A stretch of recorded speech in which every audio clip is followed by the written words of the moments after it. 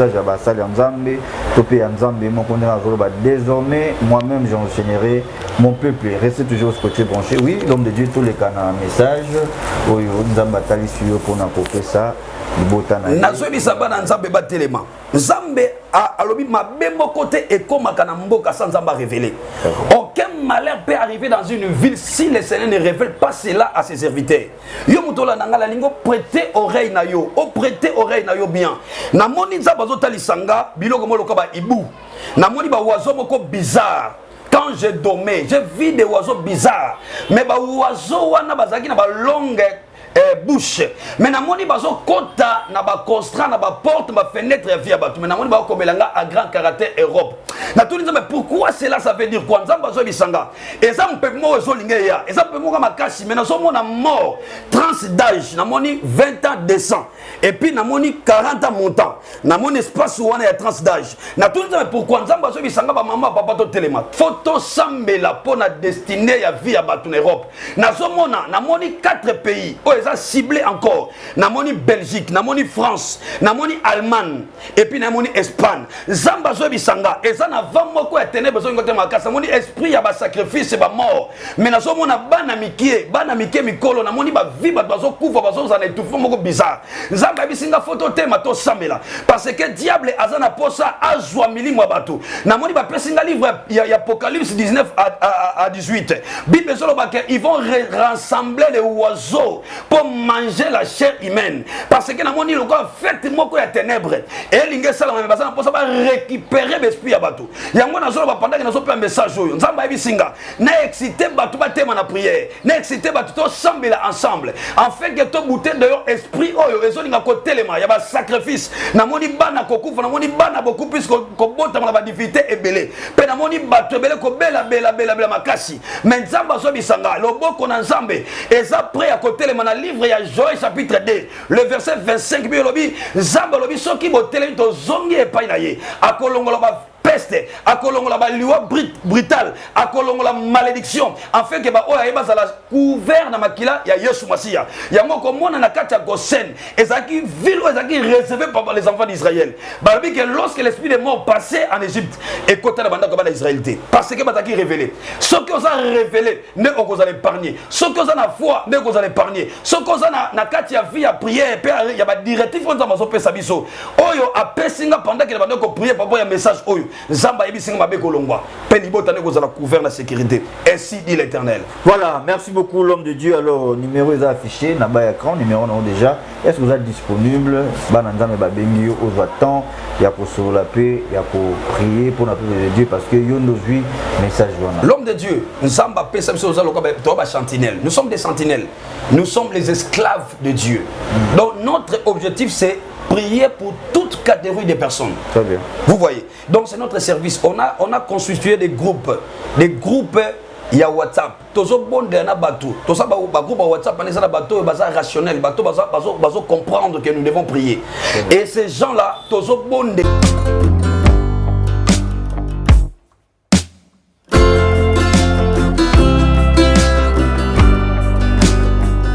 Voilà, shalom peuple de Dieu, Mbote, Nabanania, Sonia Nzambe, Bozo Landabiso, partout dans le monde.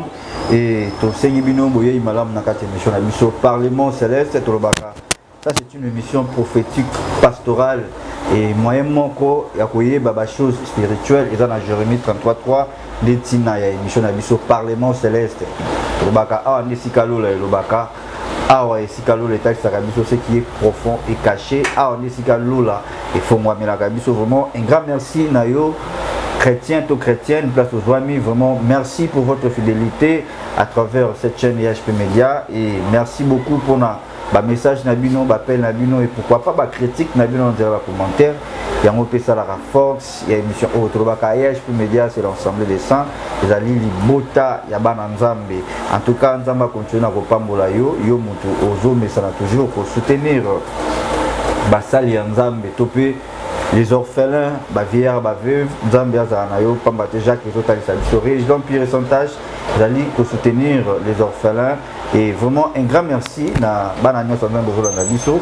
Et avant de présenter d'abord invité na zana sur ce plateau et na lingi na pesa lisusu boye malamu na kati ya République démocratique du Congo ya moko ya bana nzambe topé tobenga ye chrétienne oya ndimilaka Yesu Kristo lokola Seigneur Sauveur za bongo na mboka Kisasa et yaki bongo pe maboko pamba taki ndaki lisusu kotala les orphelins na kati orphelin à Jésus mon papa et moi quelques secondes to balancer image totala ndenge nini likanisi ya malamu mama za nango oyo ngai na yo tuki tozo continuer pe kosala bongo et koza malamu mingi notre sœur Landrine Kakala hein merci beaucoup à Zaki Lobi na orphelin Jésus mon papa tozaki na elongo comment nzamba pambo parce que zali et 2 secondes bon tozo on a présenté l'émission voilà suivez.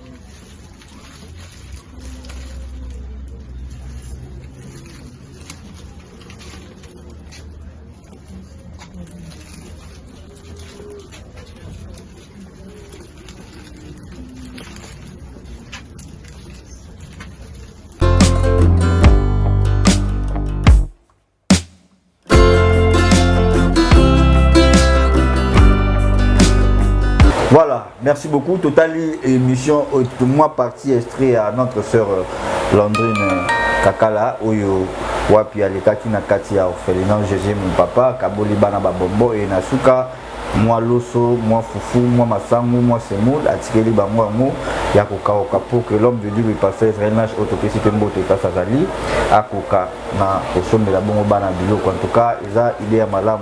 Continuer pour ça, ça sera toujours une très bonne chose. Voilà, comme je disais, je ne suis pas seul sur ce plateau, je suis avec l'homme de Dieu, le prophète Erika.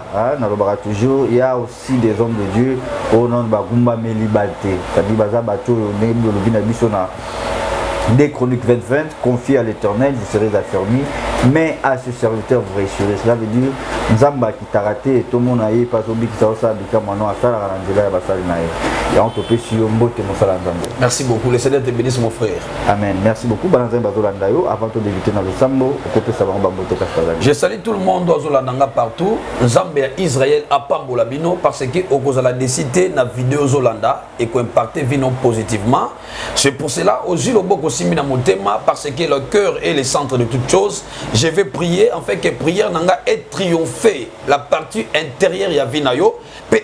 Mayo na œil spirituel, na oreille spirituelle, il y a un message d'une manière positive où il faut transformer destiné non spirituel. Seigneur, je déclare état que ton roi, je confie toute personne par-ci par-là, en Afrique, en Congo, en Amérique, en Europe, partout dans tous les continents de la terre.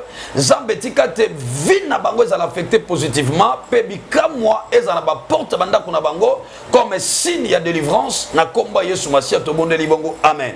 Amen. Merci beaucoup, peuple de Dieu. Et je ne peux pas débuter cette émission sans toutefois remercier toute l'équipe, EHP Media et Charlie Kang, image pour derrière la caméra, c'est Kenok, Congolo de retour.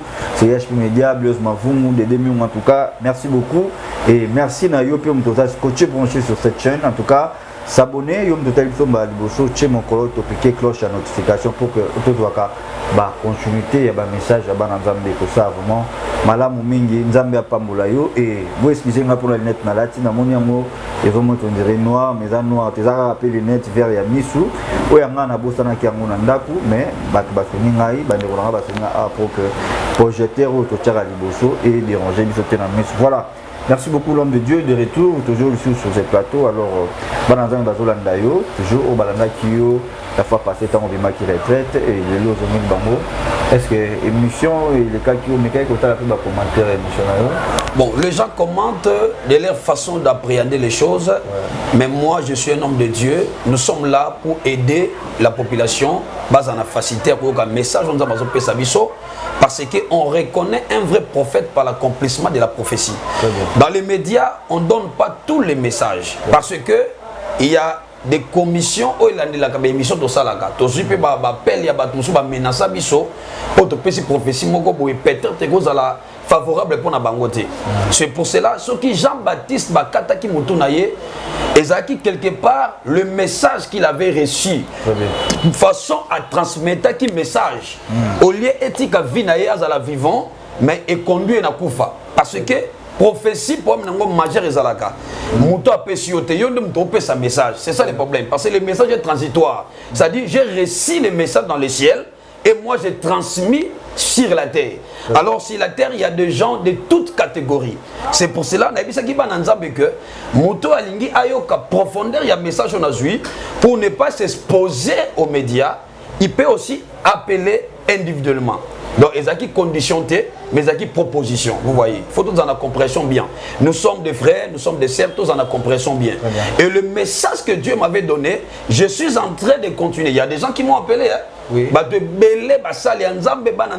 Il y a aussi d'autres personnes qui ont mal combattu les missions. C'est pour cela que j'avais voulu expliquer que d'autres messages, on ne les donne pas aux yeux de tout le monde, même dans l'église de Tosakolaka. Nous avons l'action de la maladie incurable. Mais à l'ongolise, il y a des jours. Au thème, c'est maman. Nous avons des jours. Nous avons un message. Et ça, la mouton a sonné. À quoi pour réagir d'une manière anormale. Parce que être humain. Vous voyez. Donc, message n'a qui par rapport. Il y a né 2023 par rapport il y a situation il y a mot cannabis au Congo sur le plan prophétique na mona qui présence à Kimbangu oyo nzamba talisa kinga na kati liboso Moïse na moni Christ na moni Kimbangu et puis na moni drapeau Congo mais na moni mabula makasi zo ki taper makasi nde na comprendre ki kenzaba bisinga bi celui-ci aza ange oyo nzambe na tilizaka pe po na mboka na bino oyo bozali. Le Congo c'est un pays qui est Israël d'Afrique na mboka o bilaka nzambe ezali nzamba ko permettre traiter malheur comme na mboko ça révéler ba ça naie. C'est pour cela qu'on doit conscientiser les restes du monde. Oza congolais toza na diaspora oza na Kinshasa na est pays toza na poste tos oyo bazali bana ya nzambe tozo message to partager yango afin que to sambela pona destinée ya mboka na biso obima libanda même soko za va faire na Congo. On va prendre na Congo. Le Congo so que bien té à toza libanda aux à l'est. Na mona ba na mboka pa bazo tala makamba Congo. C'est pour cela message on a zo ki na mona mboka na biso il y a des événements au ténèbres zo bongisa. La preuve ane to mona ba lever mais ko salama. Tozo bazo lever ba tout tozo mona ba bazo kufa même ba haut dignitaire ba to ba responsable mboko ba ministre bazo kufa. Donc il y a un message qui englobe tous ces événements tozo vivre. C'est pour cela nzamba bisinga même bonne élection o ezana mboka oyo. Na moni muto a cause la reli nzamba la kisinga c'est pas il fait pas annoncer ça comme ça directement donc muto no ça na posa aza comme na idée il y a message poto sambela pona direction ya mboka ils peuvent appeler ou ils peuvent pas appeler donc c'est ça le problème ce n'est pas une condition que non na attirer batou non je suis un prophète dans le bakam nzamba bisena ba direction ba pesier c'est pour ça par exemple Jean-Baptiste azaki na message que moi na moi oyo a pesi message moi ça sentir à lésé influencer Hérode basani bakate muto ozomona. C'est pour ça que dans le domaine de la prophétie, la sagesse aussi ça compte. Très bien. Et Mboka Nabiso et Mboka Oyo, faut qu'il y ait Liboso. Et ça, Mboko, pour tout ça, la révélation, peuple sans révélation, sans frère. Parce que son Nzamba sont révélés bisoté. Comment tu vois que d'autant bon ensemble. Tout ça, moment Oyo Nzamba sont l'ingazon que ça pouvoir pour Basal Nzambe. Basal Nzambe n'est pas influencer Mboka. Parce qu'il y a porte aux alliés et ça étape Mboko Oyo, monde des ténèbres et nous sommes dans le domaine et surveillant. Surprise. Mais en réalité, biso on a bilo kwanza mais na kat na biso et qu'on a jamais tout fait. C'est pour ça qu'on a ba montagne, ba retraite pour toi ba ko éclaircir ba nzambe au bazar ailleurs aux États-Unis, en Europe, en Asie, en Océanie, ba na nyonso ya nzambe parce que ba na Israël au bazar ba mboka nyonso ya monde, bazar na communication. Mais c'est comme que non ba tout ba Israélien so sani bozonga na mboka na bino. Et ça message ba pesa bango. Et lorsque ces messages va s'accomplir, c'est alors comment tu as presque n'attends souka. C'est pour cela tant aux les capins nzamba ba message pour les Congolais nyonso. Au bazana diaspora, au bazana RDC, en fait que to bonde là. Pour makambo nzamba te sabiso malamu sani ekoksama. Ya mabesani ekoksama te. C'est pour ça c'est ça a été les messages. Voilà, merci beaucoup l'homme de Dieu et au lobby. Vraiment bien dit au lobby makambo kitoko awa. Mais le moko au simbiwana que ba homme de Dieu oui, bien sûr que ba sali nzambe, ba za ebele na kati ya Congo, mais peuple de Dieu, surtout les diasporas, bazapé ba victime moi trop confiance wana. Il y a mon salle en moi message moi va confiance que message solo solo bazar un peu dessus parce que batu balata pour sur même belé. Alors enseigne quoi ça va aussi. Ndeko danga ngana to ba le loté oza muto ya kana ministère nanga ozo mande bazo ko témoigner de d'autant na musala nzambe. S'il y a des faux, il y a des vrais. Problème est ça que je ne peux pas trop parler de moi-même parce que Christ en venant sur la terre, il n'a pas parlé de lui-même. Ce qui est plus important, nous devons garder un esprit positif. Dans le sens que s'il y a des faux, il y a des vrais. Parce que Abraham, Sokazaki Moutaba philosophie, Malingaka recevoir les 3 personnes te baki nanda kunaye. Or 3 personnes wana na kati ya mboka wa zalaki ezaki na bato bazalaki. Mais à risquaki ko yamba 3 personnes à laisser bango sokelo makolo. Après ba nocer que tozo que sani. Tozo que bon Sodome na Gomorrhe. Cela veut dire hospitalité na ina sensibilité na ye. Ne pour ça qui que neve na ye azala épargner l'esprit des morts. Cela veut dire tango ozo benga musala nzambe. On a convaincu que quel que soit le risque dans le monde actuel, parce que au moins le mot diable a un bouleversement, confusion. Au bateau, base à la négative, en fait que même ma camarade avec Koksamate. Parce que dans l'hospitalité, dans le contact, au moins m'appelle Ange Nzambe, les camarades et Biki. J'ai reçu beaucoup de gens m'appellent à ces émissions que je fais. On a bondé, maman moi paralytique. À 50 ans, donc ayana mobile na on a dit ça mobile kuta kufa ba kuta hôtel mobile na sambeli pour maman na nzamba sali makamo minene na moni batu ko bika na ba cancer cela veut dire au cause na ba problème na nzela message ba pesinga nzamba tiza kabiso di manière une autre tu peux aussi appeler to conduire la prière au biki et photo meka ko évoluer na message ba nzamba tozela o ina ona ko lelo et juste un petit rappel que ça la bato tala yo na moment où aza malade pour nous déranger son molo et moment où tu vas pas hésitation ne plus que 2 secondes pour nous consoler l'ité ma batu nazobi saba na nzambe que na mokilo to vandi le véritable docteur c'est Jésus Nazareth. Amen. Bato ebele ba bakate quand tu sens les mal dans le corps même si le pays que tu es la médecine est évoluée il faut d'abord commencer par chercher la prière. Ozobe la maladie yo origine nango eza nango nzambe te. Babwake liyo maladie moko za nzambe te comment ko perdre santé au tambo de l'hôpital ozobika te nzamba na posa restaurer yo. Oza wana bandoto mabezo lando parce que ezaka maladie te maladie o eza plus dangereuse et maladie spirituelle parce que na kati ya âme ya mutu soki âme corps esprit za libéré te même physiquement il y aura des conséquences. Ozo la nanga ba faiblesse sexuelle ozobeta yo. Ozo vivre problème ya stérilité. Ozo vivre problème ba mari de nuit. Ozo vivre problème ya maladie ba rein. Maladie lokola ba gastrite ba sucre. Il y a un docteur qui s'appelle Jésus. Namoni bazobika. Na lingi na bisayo ba fondement ya famille ne ko empêcher yo au miracle parce que il y a des familles où basala ba rituel 4 générations passant.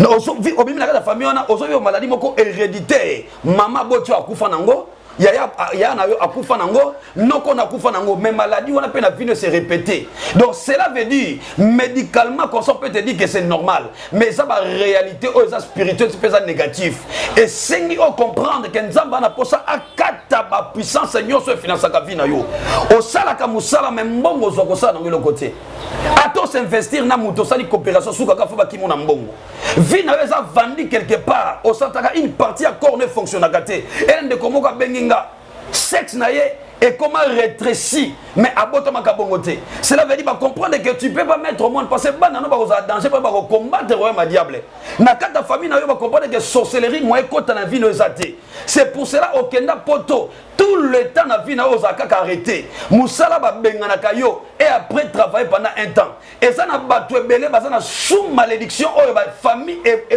wakela bango okunda mama na yo bando kunda ye mbongo ne comment ko disparaître otina batu mbongo en Afrique bando kabela bango mbongo wana na vie na yo aussi ba sou ba monter so kano simbate ato sali projet mais projet sou akana nzela et ça na batu ebele ba pakola bango même les histoires bizarres les fausses sceptiques na bilongi na vie na yo ata mobala lingi yo suka fo bokabona na kata libala no kimbeza kate bana bazate nzamba yebisinga azan nzambe ba problème ça impossible comme il a dit venez à moi vous tous qui êtes chargés du bonheur et du repos na moni mutazo bika na biso maman papa papa ozolanda ngai nzamba na posa restaurer yo soki nazo insister que on se communiquer na biso eza parce que na moni bato babiki nzamba yebisinga message apesinga eza pona na révolutionner bato tokota na réveil moko authentique en fait que miracle za ba vie na biso oza wana mwana no moko abunga oluka ko mona kaete oza wana mwana na yo akota comment alobaka te nzambe ya sacerdoce ratakate ayebisinga ko bikisa libota na yo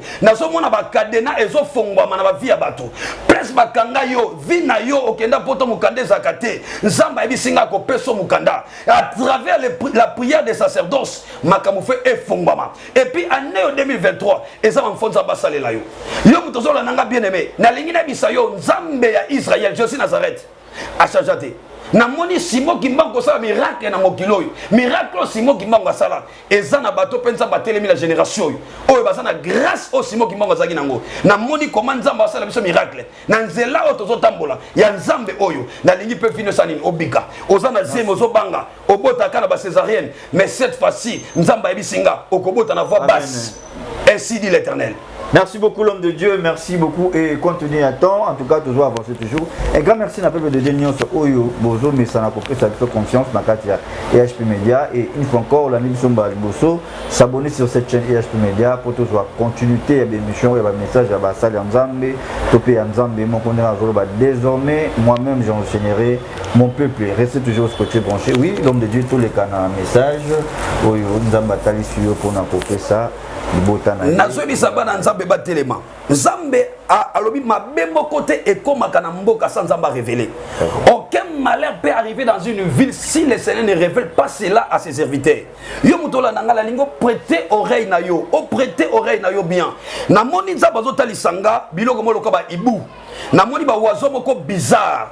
Quand je dormais, j'ai vu des oiseaux bizarres mais ba oiseau wana bazaki na ba longue bouche mais na moni bazo kota na ba constant na ba porte ba fenêtre via batu mais na moni ba komelanga à grand caractère Europe na tout mais pourquoi cela ça veut dire quoi nzamba zo bisanga eza mpe mo zo linge ya eza mpe mo ka makasi mais na zo mona mort trans d'âge na moni 20 ans descend et puis na moni 40 ans montant na moni espace wana ya trans d'âge na tout mais pourquoi nzamba zo bisanga ba maman papa to telema photo sambela pona destinée ya vie ya batu en Europe na zo mona na moni 4 pays ciblé encore namoni Belgique namoni France namoni Allemagne et puis namoni Espagne zamba zo bisanga eza na va moko ya ténèbres zo ngote makasa namoni esprit ya ba sacrifice ba mort mais nazo mona bana mikie mikolo namoni ba vie ba bazo kufa bazo za na étouffement moko bizarre zamba bisinga photo tema to sambela parce que diable azana posa azwa milimo ya bato namoni ba pesinga livre ya Apocalypse 19 à 18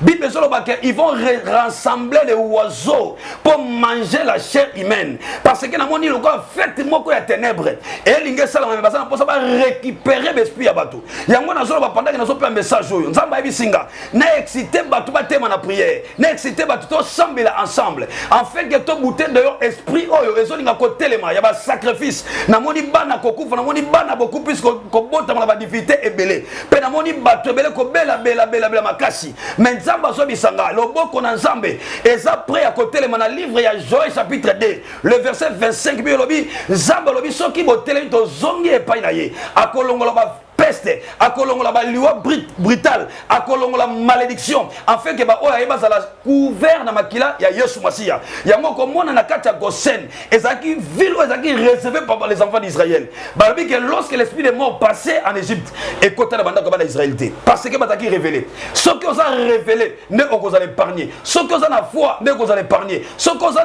na kati ya vie ya prière pe ya ba directif on za mazo pesa biso oyo apesinga pendant que banda ko prier papa ya message oyo Zamba ebisinga mabe kolongwa pe libota ne kozala couvert la sécurité ainsi dit l'Éternel. Voilà, merci beaucoup l'homme de Dieu. Alors numéro est affiché na bas écran numéro non déjà. Est-ce que vous êtes disponible bana nzambe ba bengi yo ozwa temps ya ko la paix ya ko prier pour la paix de Dieu parce que yo nous vit message wana. L'homme de Dieu nzamba pe samso ozalo ko ba sentinelle. Nous sommes des sentinelles.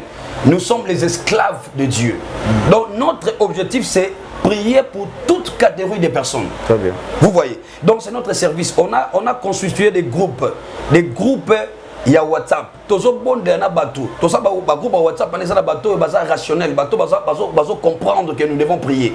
Et ces gens-là, tozo bondé là na moni bateau ko benga ba 50 ba 30 personnes to kabol ba groupe. Tozo prier ba bazo témoigner. Parce que makamanza bezaka te faut que dans mutu physique. Mutako bengo na téléphone mutaza affecté na moni muna comment ba teka téléphone to déclarer mutalongo na comment. Cela veut dire à travers les prières, tozo sala, tozo disponible. Moi je suis pas exigeant. Donc si tu appelles, on va prier. C'est ça. Merci beaucoup l'homme de Dieu, mais bananza me s'inquiétera trop na ba prophète. Yo ti parce que tozo ba il faut to lo bango pour les années mituna bango ngam na komisara ngo ba déplorer ne lo mongo pour benga mosala nzambe ya ba c'est non prière. Directement faut pas ça autant entendre prière va comme la foutre la mbongo. Makamanza me batte karangote. Dieu nous a donné gratuit, nous donnons gratuit. Et ce qui est plus important, s'il y a des directives, ça c'est autre chose. Mais on ne peut pas commencer seulement comme ça. Ça c'est un manque d'odontologie. Mouto a appelé ensemble. Mouto a makamanza matanga pa yokola ngo pe a appelé au préalable. Parce que hier on appelle par enthousiasme. Moussa côté moussa ensemble pour dire non, moussa ensemble on ta veste bien peut-être pour honorer va son air. Mais ça na bateau ba appel authentique. Donc ça dit je dois compter de ce que j'ai fait parce que un jour je vais rendre compte à Dieu. Donc je ne na quai de poissons, non. J'aime beaucoup faire mon travail bien. C'est pour cela que je dis au public, tous en a confiance à Bassali Anzam, tous en a confiance à Moutozo Teyayo, tous en a confiance à message on a Pessio. Nous allons entrer dans la prière, vous ne serez pas déçus. Merci beaucoup, bien-aimés dans les Seigneurs. Vraiment, c'était bel et bien notre prophète Erika. Et merci beaucoup, l'homme de Dieu, pour c'est moi qui vous remercie. Pour répondre à l'invitation à Bissoli. Sous le peuple de Dieu, Balanio, vraiment, et puis Vakina au clair.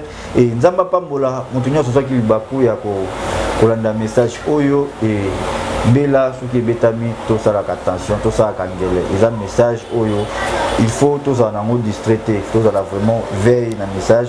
Et en tout cas, il faut encore nous amener la sagesse pour l'intelligence révélée, à formuler mis sur les sous pour que le peuple naïe et pour bénéficier d'ango. Et il y a un 5 sous dans le peuple de Dieu, il y a un message Oyo. 50 Zambé à ce solution, Saint-Esprit à ce solution, malamu. Et puis, Tobo sanate lorsque Nzamba zolo ba diable ya ka wana pona kwa nduksilo mitema ya bana Nzambe ke ko sambela te loko moko ezate et jusqu'à ce que ba distraire yo ba iba yo bana to ba iba yo o eloko mutu ya ozaki nango vraiment to comme na suka et émission contenue à Tanabiso. Nous sommes arrivés à la fin de cette émission. Un grand merci à toi et Yom Tolandi Biso en Europe, en Amérique, en Asie, en Océanie. Merci beaucoup et continuez toujours pour nous Zalaka toujours veille. Biso toza le roi à sentinelle, c'est-à-dire toza ko kengela pour que mabe ekotate et surtout tant to komingonga eza mabe lolobi racheter le temps car les jours sont mauvais. Alors tous les kisaka o nzamba lobi te poto regretaka lobi nango. L'homme de Dieu, nous sommes arrivés à la fin et je vous signale son numéro est affiché na bas à écran et appelez, posez vos questions ou yo comprendre l'émission. Tchaba commentaire à qui tokoto tout dans l'intérêt ba commentaire benga l'homme de Dieu au nion se mimi arrêter contenir à temps et kobima ceux qui ont béni ça sera vraiment une bonne chose pour la gloire du Seigneur et tokomina suka et on va tsezali. Il n'y a pas à dire beaucoup donc nzamba pambola baliso ba mbibiso au balandi biso nzamba pambola bino c'est ça. Voilà, nous sommes arrivés à la fin et yeso bandaki na solo kola alpha et à ce que c'est le kola omega et je n'ai pas oublié mon frère Charlie Kanga Image Pro et nasuka nango awa to pesa ba félicitations et émission totale à quelques photos pour mariage c'est ça bientôt donc bah yambaki bango pe na quatre église et na maman na biso et papa Charlie Kanga est-ce que tu retrouves comme maman non voilà to zo image il y a moi vidéo mo petite minute et bongo to tirer na biso na fin donc suivez bon to tirer na prière voilà.